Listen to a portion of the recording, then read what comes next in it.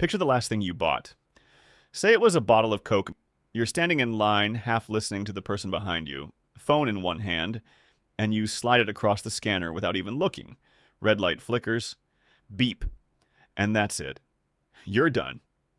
The sound of, okay, I can go home now.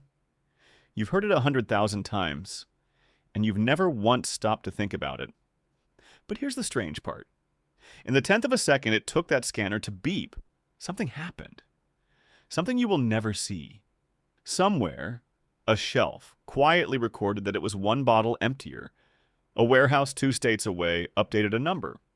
A delivery route got recalculated, and a factory, maybe on the other side of the planet, adjusted how much it's going to make next week. All of that, from one bottle, from one beep, and you didn't feel a thing. Now, most people assume that beep is the register reading a price. It isn't. That barcode doesn't know what your Coke costs. It never has. The cashier could punch the price in by hand, and for decades, that's exactly what they did. So, if that beep was never really about the price, then what was it? Who was actually listening? Because it wasn't you. And it wasn't the cashier. It was someone you will never meet. Someone who paid real money years ago just to be able to hear that sound. Let me show you the receipt. Let's start with what everyone believes. We all know what the barcode is for. It made checkout faster. No more punching in prices one by one. No more mistakes. And that's true. But speed was never really the point. Speed was a side effect. Here's the thing most people never notice. The cashier doesn't actually read that barcode.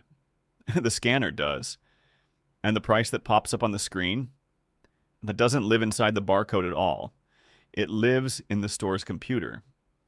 Take the barcode away completely, and the cashier can still ring you up by hand. They did it for decades. So the barcode didn't really solve the cashier's problem. It solved a problem the cashier never even had. Go back to the early 1970s. Supermarkets were struggling, but not with slow lines.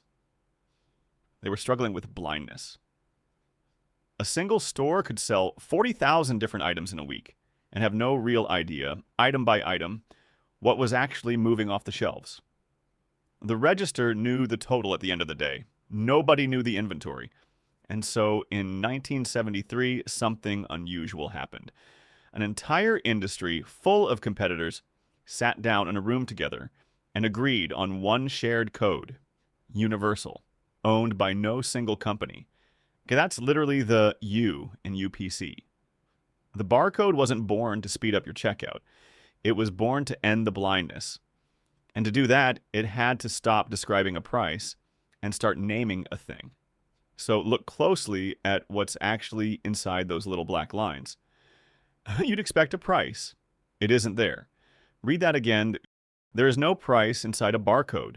There's just a number, usually 12 digits, and that number is a name, not a value. Want proof? Take the exact same bottle of Coke, same size, same barcode, same 12 digits, scan it at Walmart, you get one price. Scan it at Target, a different price. Scan it at the gas station on the corner, different again. Identical code, 3 different prices. Because the price was never in the bottle. It was in the store. And there's a quiet beauty to that. The barcode is the one thing about your Coke that's exactly the same everywhere on Earth. And the price is the one thing that changes everywhere you go. Think of it like a phone number. A phone number doesn't contain a person. It just points to one. 12 digits that mean nothing on their own until a computer looks them up and goes, ah, that one. Now here's where it gets interesting. Follow that number and watch where it travels. The factory prints it on the bottle. A trucking company scans it onto a pallet. A warehouse in another state scans it onto a shelf. The store scans it at the loading dock, then again at your checkout. Same 12 digits, every single step, and none of those companies are the same company. Different owners, different software, different everything. They don't share a database. They barely share a phone call. but they all honor that one number. That's the part people miss. The barcode isn't valuable because it's quick to scan. It's valuable because it's a kind of treaty, a shared language between strangers and competitors who otherwise agree on nothing. In business, that agreement has a name, a standard. And a standard isn't really a technology. It's a truce, which is exactly why that number could never be free. So, a company makes a product, and before it can sell that product in almost any real store, it needs a number, the barcode number. Here's what almost nobody realizes. It can't just make one up, because that number has to be unique. Not unique in the store, not unique in the country, unique across the entire planet. Every product, everywhere on Earth, a different code, and never a single collision. And you can't invent uniqueness like that on your own. Somebody has to be keeping the master list. That somebody is a nonprofit called GS1, and they maintain the global registry of product numbers. If you want one, you pay them for it. Now, a single number is surprisingly cheap. About $30. One time, no renewal. But most companies don't want one. They want a batch. And that's where it becomes a real cost. Enough codes for around 100 products runs about $750 up front, plus another $150 every single year just to keep them alive. A big company needing 100,000 codes, that climbs to around $10,500 with an annual fee that never ever stops. And think about what that actually means for a second. You don't buy that number and own it forever the way you'd own a chair. You're renting it, a tiny slot in a global filing system, for exactly as long as you want to keep selling anything at all. So before a product is even a product, before it ships, before it sells, before it's ever scanned, someone already paid for its right to exist inside the system. You're not just making a thing, you're paying for the right to have that thing counted. And that quiet, invisible fee has been riding along inside almost every object you've ever bought. Now the number turns into something else entirely. Money. Not the $2 you paid.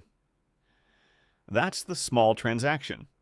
The big one is the fact that the sale happened at all, recorded down to the second. Remember that supermarket blindness? For almost all of history, a factory shipped its product out into fog.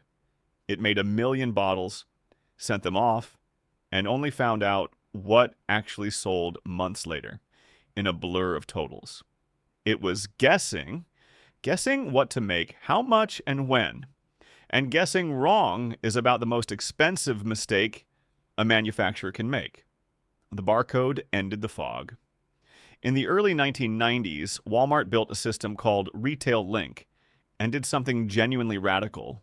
It handed the sales data back to its suppliers. So a company like Coca-Cola no longer has to wait for a quarterly report. It can watch its own bottles sell, store by store, day by day, almost as it happens. Think about what that's worth. If you can see what's selling in near real time. You don't overproduce. That's cash you don't waste. And you don't run out. That's a sale you don't lose. Those are the two most expensive words in retail.